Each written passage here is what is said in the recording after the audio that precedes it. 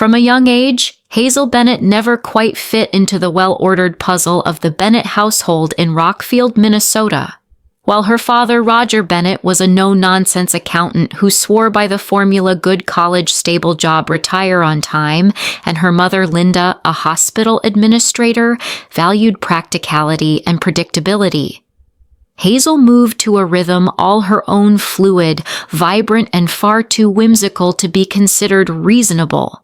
By age 12, Hazel was already spending hours in the old garage behind their house, crafting peculiar jewelry out of whatever materials she could find, vintage buttons from her grandmother's sewing box, smooth creek stones, broken thrift store necklaces.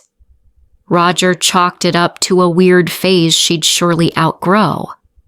Linda more politely called it a creative little outlet.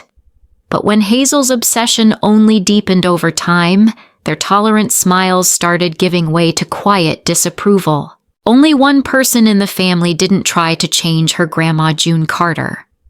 Once a respected ceramicist in the city, June deeply understood the soul of handmade beauty. Every time Hazel brought her a new piece, June didn't just compliment it. She wore it to church and proudly told everyone, "My granddaughter made this. She's going to be famous one day." For Hazel, that validation meant more than any school award. It was the rare moment someone saw her as she truly was. On Hazel's 21st birthday, June gave her something no one else could have imagined: an antique wooden box filled with small gemstones, worn tools, and an aged technique notebook. "Your grandfather gave this to me on our wedding day," she said. "I've saved it for someone who would truly treasure it." The box might look magical, Hazel, but the real magic is you. But magic couldn't override pressure. After graduating college with an economics degree at her parents' insistence, Hazel reluctantly took a job at a downtown financial firm. Her days were filled with spreadsheets and lifeless meetings. Her nights, quiet bursts of creativity, sketching jewelry designs, packaging Etsy orders. On weekends, she'd return to Rockfield to live in her old bedroom, a compromise made for saving money. Yet each family dinner turned into a subtle cross-examination. "Have you applied for that job at Harris & Co.? The one with the benefits playing with beads won't pay the bills, sweetie." Hazel tried to explain her online sales were growing. A boutique in St. Paul had started carrying her line. But every time she spoke, her parents' eyes clouded over as if her words dissolved midair. To them, Instagram was not a business platform, and 5-star reviews from strangers weren't worth half as much as a steady paycheck with dental. She never argued back. Hazel had learned to stay quiet, but she never stopped planning. Deep down, she knew to be truly herself, she might have to lose everything. Even a family that couldn't love her the way she needed. After Grandma June passed away, Hazel felt like the last pillar keeping her grounded had crumbled. June was the only one who had ever truly seen the value in Hazel's handmade creations, whether they were charm bracelets strung from fishing line or mismatched seashell earrings. Now, every time Hazel opened the wooden heirloom box June left her, she felt both comforted and more alone than ever.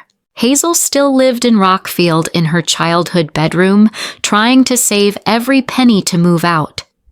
By day, she worked at Holbrook & Associates, a sterile financial firm in Minneapolis, entering data under harsh fluorescent lights among coworkers who barely knew each other's names.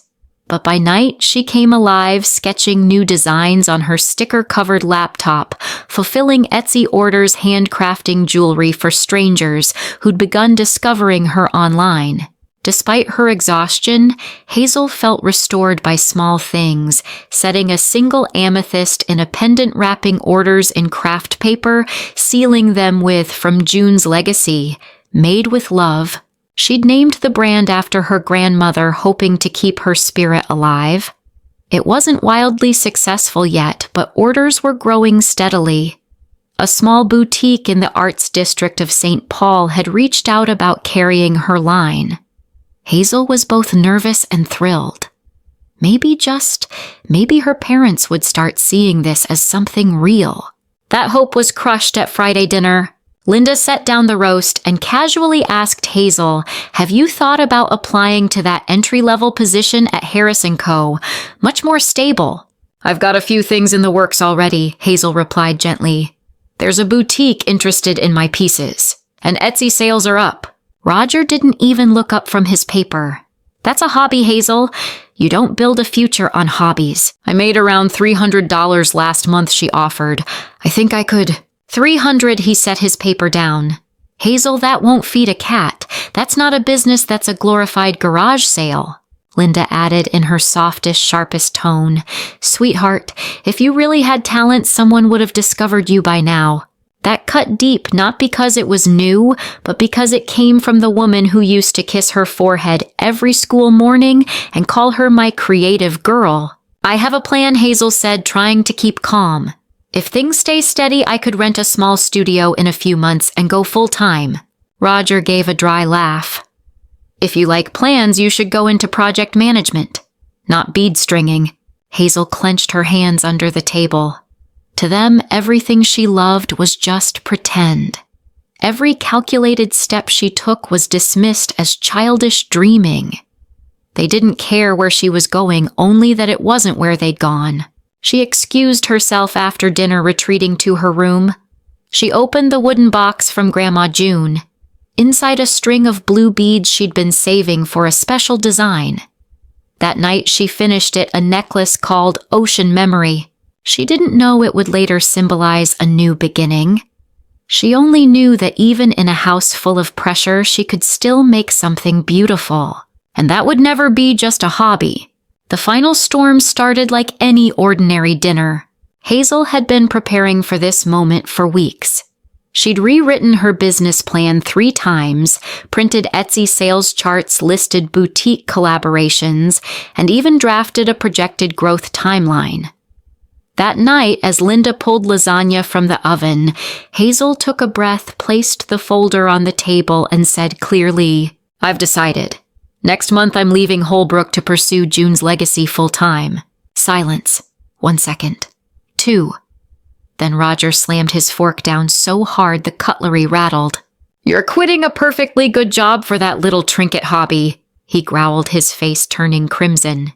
Linda set her napkin down gently, her voice composed but cold. "Hazel, you can't be serious. Making jewelry from scrap wire and seashells isn't a career." Hazel swallowed hard. She'd anticipated resistance, but not the utter dismissal. She explained her rising sales, the boutique deal, glowing customer reviews. But each point was brushed off like dust. $300 a month, Roger scoffed. "That's not a business. That's a glorified flea market." "And this," Linda added, pulling out a paper from the drawer. Hazel froze. It was her sales report, something she had tucked away in her desk drawer. They'd gone through her things. "You went through my private papers?" Hazel asked, voice shaking with disbelief. Roger didn't flinch. "You live in this house. Your business is our business." Linda looked mildly guilty but said, "We were worried. You've been staying up all night working on those things." "They're not just things," Hazel snapped, her voice trembling. "And I'm not a child you can spy on." Roger's tone turned icy. "Then here's the deal. Keep your job at Holbrook and treat this jewelry nonsense like a hobby, or pack your things. We're not funding fantasy." Hazel turned to Logan, her younger brother, her old childhood ally. But he only looked away. "Maybe Dad's right," he muttered. "Not everyone gets to live by being different." That cut deeper than any argument. No one in this house believed in her anymore. "You always taught me to stand on my own," Hazel said quietly. "So I will." That night she sat in her childhood room, staring at the suitcase Grandma June gave her for her 25th birthday. "For your adventures," she'd said. Hazel never imagined her first trip would be leaving home. She packed carefully, a few clothes, her most essential tools, and irreplaceable keepsakes. As she folded a handkerchief embroidered by June, she remembered it was Tuesday, lottery results night. She and her grandma used to check the numbers every week. Now she checked alone, but the app was down for maintenance. Even that tiny comfort was denied her. Hazel sat on the bed under the dim light, gripping the suitcase. She had nothing except belief in herself and the hands to create beauty, even in the ruins. That morning, Hazel walked out of her parents' house with one old rolling suitcase, a canvas bag filled with jewelry tools, and exactly $342 in her wallet. The sky was heavy and gray cold rain tapping against her thin jacket. Roger stood silently in the doorway, arms crossed. Linda offered only a mechanical, "Call me if you change your mind." No one helped carry her bags. No one said good luck. The door clicked shut behind her with a finality that felt like the end of a chapter. Hazel didn't cry. She'd done enough of that the night before. She wheeled her suitcase down the street, the wheels rattling on cracked pavement. She called Amber, her oldest friend. Amber's voice came through the hum of airport announcements. "Hazel, oh my God, are you okay?" "They kicked me out," Hazel said, voice tight. "I need a place to stay," Amber gasped. "I'm at the airport flying to Phoenix, remember? But the emergency key is still under the planter stay as long as you need." Hazel thanked her, then paused. "Wait, wasn't your apartment flooded last week?" Amber cursed softly. "I completely forgot I'm still at my sister's." "Damn it, I'm so sorry." 3 more calls, all with dead ends. One friend was on vacation, another with her boyfriend in a 1-bedroom, and one hosting family. By the 5th call, the rejection felt personal, even though Hazel knew better. Soaked and shaking, she walked nearly an hour until she reached the Cedar Ridge Inn, a budget motel she'd passed 100 times, but never imagined staying in. The neon vacancy sign flickered like a lifeline in the storm. Behind the front desk stood an older woman with graying hair in a messy bun. Her name tag read, Martha. "Rough day, honey?" Martha asked kindly, eyeing Hazel's soaked clothes and red eyes. Hazel nodded. "Just need a room. For 1 night. $69 plus tax," Martha replied. "Check out at 11. We got toast and coffee in the morning, not fancy but warm." Hazel counted out the bills with trembling fingers. Martha handed her the key to room 4 with a warm smile and no questions. The room was everything she expected: faded floral bedspread, an ancient television, cracked tiles in the bathroom.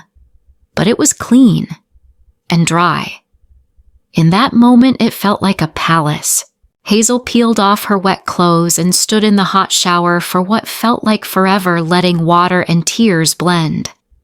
She slid down the tiled wall, hugging her knees, sobbing until her voice gave out. Through the thin walls, she heard Martha arguing with someone. "We have to pay the power bill first, Donald. If they shut off the lights, we lose all our guests." Their financial troubles weirdly comforted Hazel. She wasn't the only one treading water. Later, wrapped in a scratchy motel towel, she opened her laptop and checked her email. A message from the apartment manager read, "Looking forward to showing you the studio tomorrow at 3 p.m. Hazel closed her eyes. That dream suddenly felt distant. She opened her notebook and wrote, "Find temporary housing. Find a quick-paying job. Save again. Put June's legacy on hold." Each line felt like a small death. But as she closed the book, Hazel whispered to herself, "I'm not giving up. I'm just regrouping." Outside, the rain kept falling, but inside, for the first time in years, Hazel felt the weight lift because she was no longer pretending. Hazel woke up at 7:30 a.m., jolted by the alarm buzzing beneath her pillow. She blinked, confused by the unfamiliar ceiling, the scratchy sheets, the sound of trucks passing on the nearby highway. It took a moment for last night to rush back the motel room, the rain-soaked suitcase, her parents' rejection. She reached over and silenced the alarm. Her phone buzzed with notifications. Probably from Amber or worse, her parents. But one notification stopped her breath. "Congratulations, you've won the lottery." Hazel frowned. Probably a cheap clickbait. Maybe she won $2. But something in her stirred a memory of Grandma June, and she tapped the app. The winning numbers blinked on screen: 08, 17, 23, 42, 54, 09. Hazel froze. Those were her grandmother's numbers. The ones in the little blue book June used to keep. The numbers they played every week just for magic. She reached into her bag and pulled out the folded ticket. She matched the numbers. They all matched. Her hands began to tremble. She reopened the app. Still matched. She Googled the official Powerball site, same result. Next to the numbers $94,000 US before taxes. Lump sum after taxes around $37 million. Hazel sat straight up. The room spun. She put her head between her knees, struggling to breathe. Her mind raced. Finally, she dialed the Lottery Commission hotline. "Minnesota Lottery Commission, how may I help you?" a professional voice answered. I think I won the jackpot," Hazel stammered. "But I want to be sure." She gave the numbers and the barcode. A pause. "Miss Bennett, I can confirm your ticket matches last night's jackpot drawing. Congratulations." Hazel couldn't speak. Her throat was dry, eyes wide. "Are you all right, ma'am?" "No. I mean, yes. I don't know." She let out a laugh, part joy, part disbelief. The agent explained what to do next. Sign the back of the ticket, consult a lawyer and financial advisor, stay private. After hanging up, Hazel sat in stunned silence. A wild laugh escaped her lips, then another. She was laughing so hard she barely noticed the knock. "You okay in there, sweetie?" Martha's voice called from the hall. Hazel opened the door in her wrinkled clothes, hair a mess, eyes red, but a different kind of fire lit her face. "I won the lottery," she whispered. Martha blinked. "Like, the real lottery?" Hazel nodded. "All of it. The big one. $37 million after taxes." Martha's jaw dropped. "But I haven't told anyone. I need time to figure things out." Martha nodded. "Take deep breaths. My cousin's a discreet financial advisor. Want me to call him?" "Yes, please," Hazel said. Then, looking at Martha, who had argued last night about paying the electric bill, Hazel asked, "How much to book every room here for a week?" "All 15 rooms, about $6,000. But..." "Why?" Hazel smiled. "Call it privacy insurance. And a thank you gift." That morning, she was no longer a failure, no longer homeless, no longer unwanted. That morning, Hazel Bennett was a millionaire, and no one who doubted her knew it yet. 2 days after that life-altering moment, Hazel sat in the polished wood-paneled office of Ethan Russell, Martha's cousin, and a discreet financial advisor. He didn't ask why a woman in wrinkled clothes with wild hair was holding a $37 million ticket. He simply opened his notebook and said, "Let's get started." Hazel chose to claim her prize through a blind trust, ensuring her identity would remain anonymous. Ethan outlined a wealth distribution plan: 60% into long-term investments, 30% set aside for taxes and legal fees, and 10% liquid cash for immediate needs. "A few $100,000 in hand is reasonable," he said, "for someone worth over $30 million. The number still made Hazel dizzy. That afternoon, she toured Skyline Lofts, a luxury high-rise in downtown Minneapolis. The leasing agent barely had time to ask for financial documents before Hazel smiled and said, "I'll pay for the year up front." She handed over a certified check like she'd done this 100 times. That evening, Hazel unlocked the door to her first true home. Not her parents' house, not a motel, but a space of her own.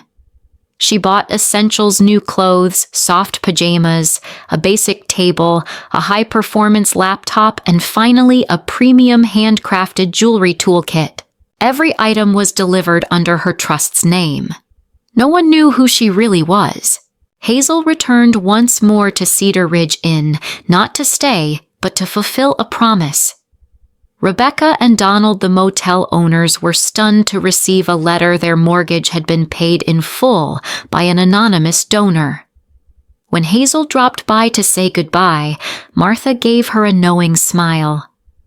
"You just saved our lives," she said softly. Hazel thanked her and left no selfies, no thank you posts, just action. just like Grandma June used to do. After a week of silence, Hazel began the most important work reviving June's legacy. With resources in hand, she no longer had to worry about affording materials. She rented a small studio on the building's ground floor, set up lighting heavy work tables, design boards, and rows of gemstone drawers. She hired 2 assistants, young artists whose dreams had been overlooked by their own families. They didn't know Hazel was a millionaire. All they saw was a woman who knew exactly what she wanted and refused to quit. On Instagram, Hazel relaunched her brand, this time polished and professional, with a personal photographer, a fresh visual identity, and a short intro video. Each piece is a slice of memory, a part of the heart shaped by survival. Viewers didn't know that behind the shimmering stones was a cold motel night, a family's rejection, and a grandmother's last gift. Hazel didn't post photos of her apartment. She didn't flaunt designer bags or tag luxury restaurants. Not out of modesty, but because she knew the most valuable thing she had gained wasn't the money. It was autonomy. Hazel hadn't planned on seeing any family members anytime soon. She was still building a rhythm in her new life, carefully relaunching June's legacy. She wasn't ready for the questions, the excuses, or the all-too-familiar looks of judgment. But fate had its own schedule. The encounter happened somewhere unexpected. Carlton's Coffee, a little cafe 2 blocks from her studio. Hazel had just picked up her latte when a familiar voice called out behind her, "Hazel." She turned. It was Logan, her younger brother, the one who sat silently during that final dinner, the one who had said, "Maybe Dad's right." He stood there holding a coffee cup, looking awkward and unsure. Hazel felt her pulse quicken. "Hi, Logan," she said, her voice steady but cool. "You changed your number, didn't you? I tried calling." He scratched his head. "Mom and Dad are worried. They thought you'd cool off and come back after a day or 2. Hazel gave a soft, humorless laugh. "They kicked me out into the rain, Logan." "What made them think I'd crawl back?" Logan looked genuinely ashamed. "They overreacted." "So did I. I just didn't know whose side to be on." "You didn't have to choose a side," Hazel said. "Just not choosing theirs would have been enough." They sat down at a table in the corner. Hazel noticed Logan glancing at her blouse, her refined watch, her sleek laptop bag. She knew he was wondering what happened to her. "Where are you staying?" he asked cautiously. "I have my own place now," Hazel answered. "And a plan." "You're still doing jewelry?" "Among other things," she said with a faint smile. Logan leaned forward. "Hazel, Mom's been really upset. Dad's pretending not to care, but he hasn't been sleeping. Maybe if you called, said sorry for everything." "Sorry," Hazel set her cup down firmly. "I'm not the one who should be apologizing, Logan. They invaded my privacy, called my dreams delusions, and kicked me out like I was nobody. I think they were trying to help you make the right choices." "No. They were trying to force me into choices they were comfortable with. That's not help." Logan looked down, clearly uncomfortable. "I just want our family to go back to the way it was." Hazel felt a pang of sympathy. Logan had always been the peacemaker, the one who held everything together by staying quiet. But she couldn't shrink herself for peace anymore. "That version of family isn't something I want to return to," she said softly. "I'm building something new on different terms. If Mom and Dad want to be part of that, they need to learn to respect me first." Logan nodded slowly. "You've changed. I had to." As she left the cafe, Hazel didn't look back. But she knew within the hour her parents would hear she was doing fine. At 8 p.m., her phone buzzed with the first message. "Hazel, we'd like to talk. Timothy says you're doing well. We miss you." Hazel stared at the screen. No anger, no softness. Just calm. She wasn't ready to reply. Not yet. 3 weeks after that rainy morning, Hazel returned home from a long day at the studio to find 2 familiar figures waiting in her building's lobby, Roger and Linda, her parents. Linda stepped forward, first, her expression a blend of relief and tension. Roger stood behind her, hands in his pockets, eyes scanning the upscale interior of the high-rise. "How did you find me?" Hazel asked calmly. "Logan followed you home the other day," Linda admitted. "We just needed to know you were okay." Hazel glanced at the front desk attendant. He gave her a silent, apologetic nod. "As you can see," Hazel said, pressing the elevator button, "I'm more than okay. Want to come up?" Inside her high-ceilinged apartment with sweeping views of downtown and minimal tasteful decor, Roger stepped in like he was entering a foreign country. Linda sat on the velvet sofa, her eyes scanning every detail, the wine rack, the framed art, the glass vase. "This place must be expensive," Roger said. $3,000 a month," Hazel replied. "I paid for the year up front." Linda reached out and touched Hazel's sleeve. "Is this cashmere?" Hazel sat across from them. Her voice was calm but unwavering. "3 weeks ago you kicked me out in the rain. That same night I stayed in a motel, and that same night I won the lottery." Roger squinted. "You're joking." Hazel opened her wallet and pulled out a plastic laminated lottery ticket. "This is the winning ticket. Grandma June's numbers, the ones we played every week," Linda gasped, hand flying to her mouth. Roger took the ticket, eyes narrowing as he read the numbers. The Powerball. The big one last month? 94 million before taxes, Hazel continued. About 37 after. I claimed it through a blind trust. Silence filled the room. Roger placed the ticket down like it might burn him. A flicker of awe and maybe pride crossed his face. "You should have told us," he said, trying to sound composed. Hazel gave a tired smile. "So you could ask about my investments, or whether I plan to share with the family." "You think we only care about the money?" Linda asked, her voice cracking. "I think you only cared once I became successful. Before that, I was just your disappointing daughter." Roger's voice softened. "We were worried about you. Not worried enough to ask where I was sleeping.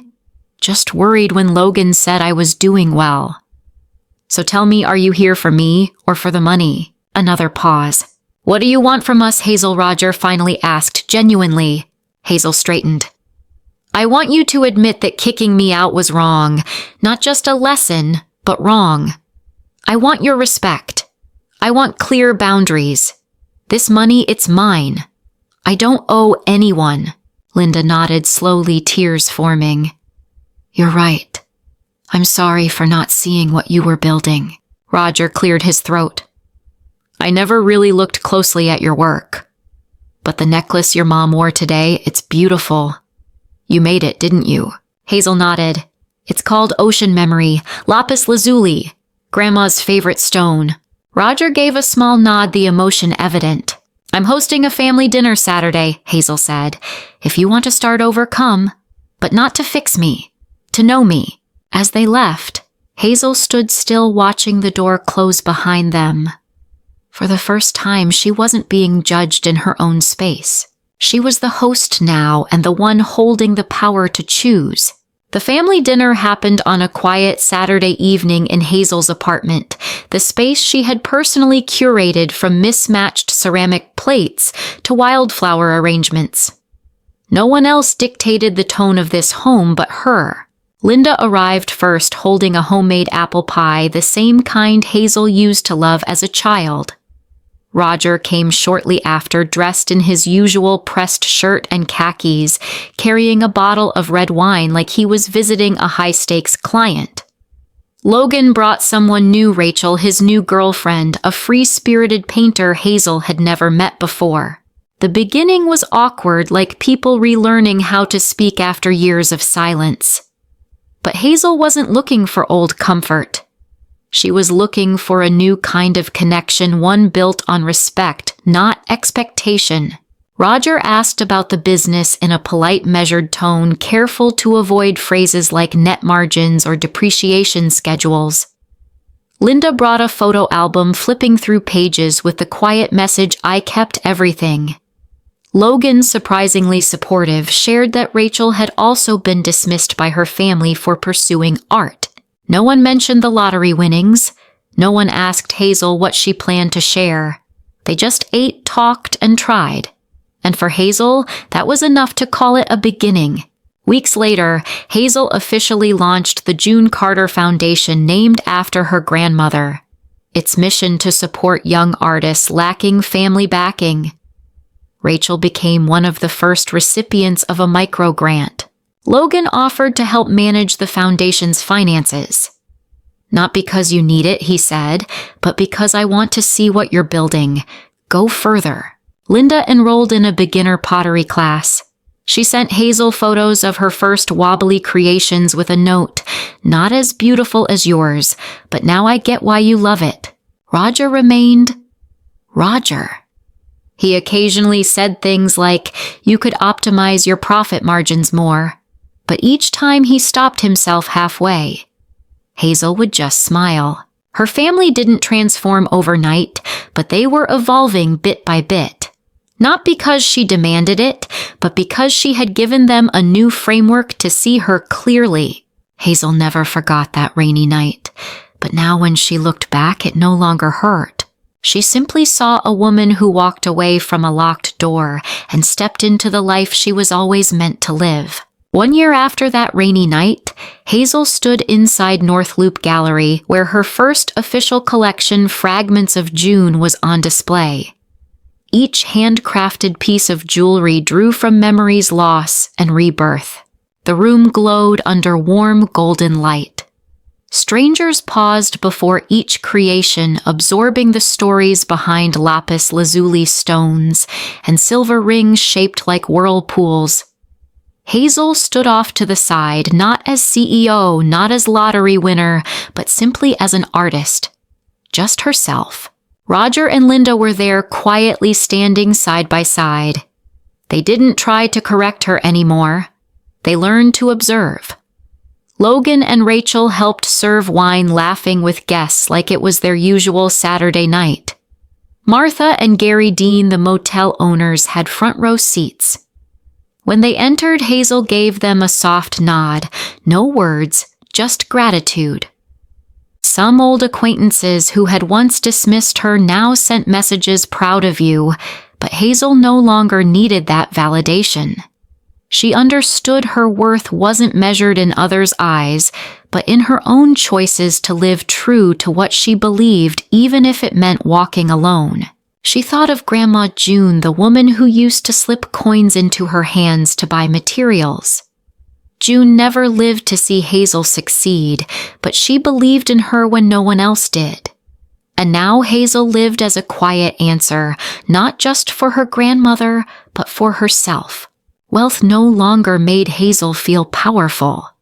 What gave her strength was waking up each day to do work she loved, without asking permission, without explaining to anyone that yes, this is a real job. June's legacy was more than a brand, it was a life statement. The June Carter Foundation had already funded 12 young artists in its first year. In each of their stories, Hazel saw pieces of her former self, uncertain, overlooked, but still burning with fire. When a reporter asked, "Do you think your success is due to lottery luck?" Hazel smiled and replied, "I think luck gets you into the room, but you decide what to do once you're in." And Hazel had chosen to build a world of her own, one no one could ever kick her out of again. That night after the crowd had gone, Hazel carefully reset each display, turned off the gallery lights one by one. She didn't feel empty in the absence of applause. She felt at peace. In the dim room with just one warm light left glowing above a display case, Hazel reached out and touched a necklace made of opal, the one piece not for sale. Its silver clasp bore the words, "To the one who walked through the storm." It was for the one who had made it through the storm. It was for her.